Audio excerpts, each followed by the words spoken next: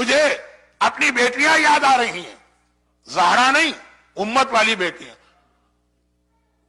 شاہ عبدالعظیم نویں امام سے سن رہے، نویں امام اپنی دادی زہرا کی روایت نقل کر رہے کہ زہرا نے گھبرا کے پوچھا کہ بابا تو آخر معراج کی رات کا اس امت سے کیا تعلق؟ کہا سفر معراج کے دوران میں نے اپنی امت کی 10 عورتوں کو اتنے سخت عذاب میں دیکھا، آنکھوں سے دیکھا. ایک تو ہوتا ہے سننا، اور سنے بھی آپ مجھ جیسے جاہل سے تو کیا اثر ہوگا، اور ایک ہے کہ اللہ کا رسول بیان کر رہا ہو، دل ٹکڑے ہو جاتے ہیں رسول کے کلام سے. اور اپنی آنکھوں دیکھی بات. بیٹی میں نے دیکھا کہ میں معراج کے سفر میں آسمانوں پہ جا رہا ہوں، ایک طرح سے کچھ چیخوں پکار کی آواز آئی، اور ساری چیخنے والیاں اور کرائنگ اور ویپنگ یہ سب عورتیں تھیں.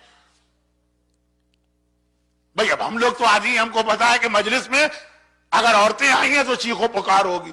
جس دن چیخو پکار نہیں ہوتی میں گھبرا کے پوچھتا ہوں آج آپ لوگ اکیلے گھر سے آئے، بیویوں کو کہاں چھوڑ کے آئے؟ پوچھنا پڑتا. لیکن اللہ کے رسول کے زمانے میں ایسی عورتیں نہیں تھیں جو مجلس کے اندر بھی اپنی بک بک جاری رکھیں. تو خلاصہ یہ ہے، پیغمبر نے کہا میں جا رہا ہوں، عورتوں کے رونے کی آواز آئی، عورتوں کے چیخنے. پیغمبر نے ذرا سا اپنی ڈائریکشن کو چینج کیا اور کہا کہ میں نے دیکھا کہ میری امت کی میرا کلمہ پڑھنے والی، مجھ سے محبت کرنے والی کچھ عورتیں، کیونکہ روایت بہت مشہور اور آپ نے بہت سارے علماء سے سنی. میں صرف 2 وجوہات کی وجہ سے آج اس روایت کو چھیڑ بیٹھا. شب جمعہ ہے، موت یاد کرنا، اور شہزادی کونین کا لقب صدیقہ ہے، یہ دیکھنا ہے کہ شہزادی کی سچائی پر مومن اور مومنہ کو یقین ہے کہ وہ بھی شک کر رہا. میں نے دیکھا میری امت کی کچھ عورتیں جن کو سر کے بال سے باندھ کے لٹکایا گیا. جو میں نے 2 دن پہلے کہا کچھ چیزیں سننا آسان ہے، وقت آئے تو پتا چلتا ہے کتنی مشکل ہے. جیسے کسی نے مولا سے کہا مولا میرا گناہ کرنے کو بہت دل چاہتا ہے کہ آج 5 منٹ کا ایک گانا سن لے، بڑا ہٹ گانا آیا ہوا، سب بچے جوان عورتیں مرد دیوانے ہیں، ذرا ہم بھی تو دیکھیں. 5 منٹ کا گناہ. مولا نے کہا اپنے گھر میں جا کے آگ روشن کر، اس میں جا کے بیٹھ جا، جتنی دیر تک آرام سے بیٹھ سکتا ہے اتنی دیر کا گناہ کر لے، کیونکہ گناہ کا نتیجہ کیا ہے؟ اللہ آگ میں جلائے گا. یہ صادق حسن نہیں کہہ رہے، یہ امام علی کہہ رہے ہیں. آگ میں جلائے گا تو آگ تو برداشت ہو جاتی ہے، تو اس سے 2 منٹ، 1 منٹ، آدھا منٹ. یہ دنیا والی آگ نہیں، وہ قیامت کی آگ.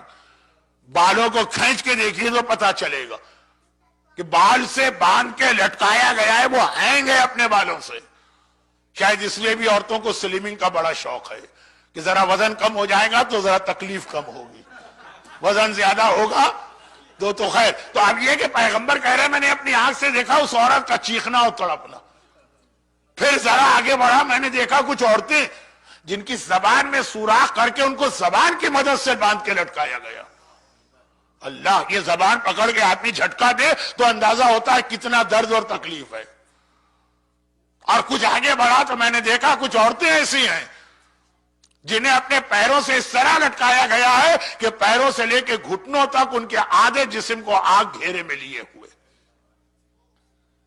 اب میں ذرا آگے بڑھا تو میں نے دیکھا کہ کچھ عورتوں کو ان کے سینے سے باندھ کے لٹکایا گیا. میں کچھ آگے بڑھا تو میں نے دیکھا کہ ایک ایسی عورت ہے جس کا سارا جسم گدھے کا ہے، چہرہ سور کا ہے، اور اسے 1000 طرح کا عذاب دیا جا رہا.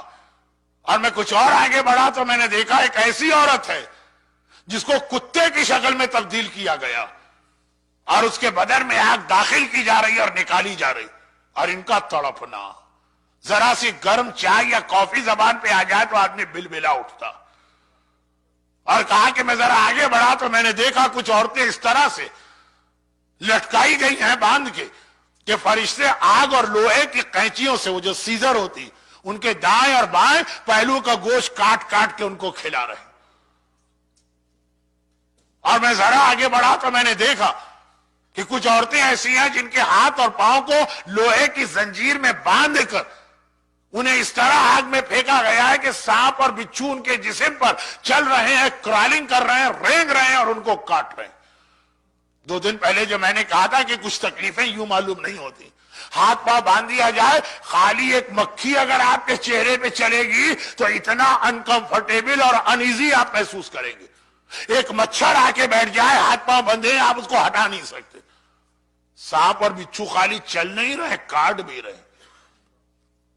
اور پھر میں نے دیکھا کہ ایک ایسی عورت ہے کہ جسے ایک باکس میں بند کیا گیا ہے. یہ باکس پورا آگ کا بنا ہوا، اور وہ اندھی بھی ہے، گونگی بھی ہے، بہری بھی ہے، اور 1000 طرح کا عذاب دیا جا رہا.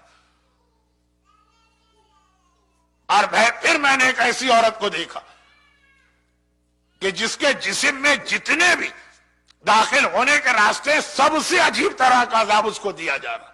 کچھ چیزیں میں پڑھ بھی نہیں پا رہا. رسول اللہ رو رہے تھے. بیٹی نے پوچھا بابا آپ کیوں رو رہے ہیں؟ پیغمبر نے بتایا تو بجائے اس کے کہ بیٹی باپ کو خاموش کرائے، بیٹی رونے لگی. اب فاطمہ اور علی کے رونے کی باری ہے، دونوں بیٹھ کے اس حجرے میں رو رہے ہیں. جیسا میں نے پہلی مجلس کے آخری جملے میں عرض کیا تھا، پہلی مجلس کا آخر آپ کو یاد نہیں ہوگا، مجھے یاد کہ ایک ایسی مجلس بیت الاذان میں ہوتی تھی جس میں معصومہ مصائب پڑھتی تھی، معصوم مصائب سنتے تھے. اور آج پیغمبر کے حجرے میں ایک ایسا منظر ہے کہ رسول خدا رو رہے، علی مرتضی رو رہے، فاطمہ زہرا رو رہی، اور روایت ہم تک پہنچا رہی. یہ روایت مولا بھی ہم تک دے سکتے کہ میں نے رسول سے سنا، نہیں، فاطمہ فرماتی ہیں، تاکہ اندازہ ہو جائے نا کہ صدیقہ طاہرہ کو صاحبان ایمان کتنا صدیقہ مانتے. نعوذ باللہ، ہر ایک شخص مانتا، مگر صدیقہ ہے تو ہر بات سچی. یہ وعدہ بھی سچا ہے کہ گناہگار شیعوں کی بخشش کرا کے جنت میں لے جاؤں گی، اور یہ روایت بھی سچی. روتے روتے زہرا نے کہا، اب یہ ساری عورتیں جن پہ عذاب آ رہا ہے یہ رسول کی بیٹیاں، بیٹیوں کی حالت دیکھ کے باپ روئے گا کہ نہیں روئے گا؟ لیکن ایک مرتبہ کہا بابا آخر یہ عذاب آیا کیوں؟ 10 میں سے 2 کا عذاب تو میں وجہ نہیں بتا سکتا، کوئی اچھا نہیں لگے گا ممبر سے.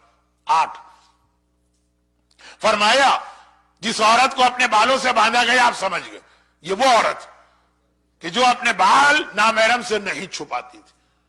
خالی بالوں کی بات ہو رہی ہے، باقی جسم نامحرم سے چھپاتی ہوگی، خالی بال. اور جس عورت کو زبان سے باندھ کے لٹکایا گیا، یہ اپنے شوہر سے بڑی بدتمیزی، بڑی بد اخلاقی، بہت ہی رف لینگویج کے ساتھ بات کیا کرتی تھی. اور جس عورت کو آگ میں پاؤں ڈال کے ایک طرح آگ کی کرسی بنا کے اس کو آگ کی کرسی پہ بٹھایا گیا. ذرا سی اگر اسٹیل کی کرسی سعودی عرب میں عرفات کے میدان میں دھوپ میں پڑی اور گرم ہو جاتی ہے، حاجی صاحب بیٹھتے ہیں اچھل جاتے ہیں اس کے اوپر بیٹھ کر. اتنا موٹا اور طویل کا احرام پہننے کے باوجود 52 ٹیمپریچر ہوتا ہے سعودی عرب میں گرمیوں میں، 57. اور یہ میں بات کر رہا ہوں جہنم کے آگ کی جو 57,000 یا لاکھ یا کروڑ یا بلین ٹیمپریچر ہوگا. مگر رسول نے کہا کہ یہ وہ عورت تھی جو اپنے پیروں کی مدد سے اللہ کی نافرمانی کرتی ہے، یعنی شوہر کی پرمیشن کے بغیر گھر سے باہر جاتی. شوہر کی ہر طرح کی اطاعت عورت پہ واجب نہیں، لیکن یہ جو بات آئی کہ گھر سے باہر نہیں نکل سکتے یہ واجب ہے. اور جو اس کے بعد والا میسج وہ بھی ذرا جلدی پڑھ دوں گا. جس عورت کو اس کے سینے کی مدد سے باہر لایا گیا، یہ شوہر کا وہ جو اصل حق ہے جو نکاح جس کے لیے کیا جاتا وہ ادا نہیں کرتی.